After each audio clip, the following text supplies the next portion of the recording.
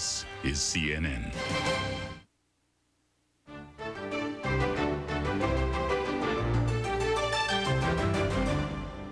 Hello, I'm Brian Christie at the CNN Center in Atlanta. Here's a quick news update. President Clinton faces tough fights on several heavy-duty issues in coming weeks. Monday, he asked for help from Floridians who have been helping themselves rebuild from the devastation of Hurricane Andrew.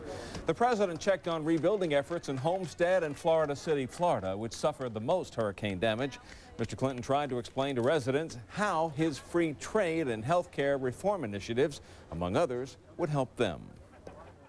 When the working people of our country are not all right, the rest of the country is in deep trouble. We have got to make sure that we have policies in this government that reward work and family for hardworking middle-class people that are doing everything they can to raise their kids and make this country a better place. Tuesday, President Clinton receives Vice President Al Gore's plan for reinventing federal government. CNN plans live coverage at 10 a.m. Eastern Time, and also the Vice President will be a guest on Larry King Live Special Edition Tuesday night at 10 Eastern.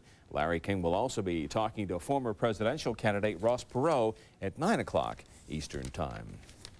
Yasser Arafat's push for Palestinian equality in Israel's occupied lands is picking up steam.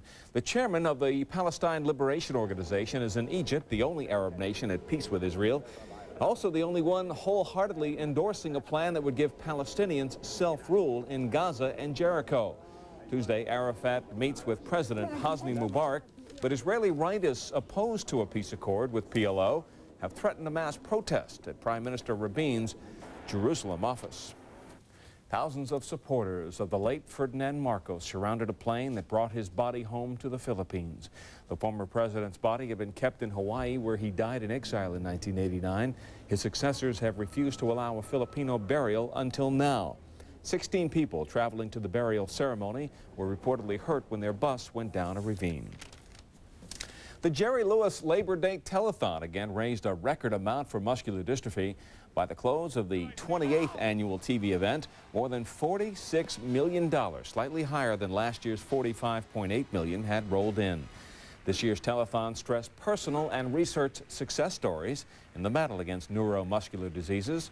Lewis had been stung in recent years by critics who say he uses pity-mongering to encourage donations. I'm Brian Christie at the CNN Center. Showbiz Today coming up next.